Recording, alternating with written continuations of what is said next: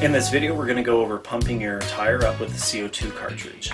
These guys are very handy just because they do a lot of the work for you. This prevents you standing on the side of the road for a few minutes and pumping it up.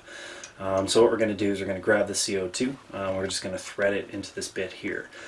This will be different depending on your actual CO2 cartridge. So what I'm going to do is you might hear a little bit of a noise right there. No, won't hear it. But the nice thing about this one in particular is this actually allows me to control the air a little bit better than other CO2s. So this is threaded in all the way. So what I'm going to do is I'm going to loosen off this little valve here, and then just make sure that's relatively tight, just so when I push up, I'm doing that. We're just going to stick it on the valve here. We're going to loosen this off a little bit.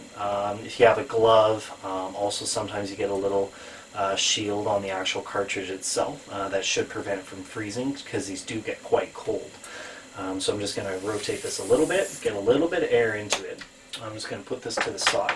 And what I'm going to do is I'm going to make sure that this is fully seated and that the bead is not actually going to fall off the actual rim itself. So once you've done that, making sure everything is nice and seated, everything's nice and tight, nothing's going to like fly out or pop out or explode, then we can fill it up the rest of the way. And then again, just sticking this on here and just opening this up. Just be careful because it gets quite cold. And just tighten this up and pull it off. And that's the wonders of CO2. So we got roughly 100 psi.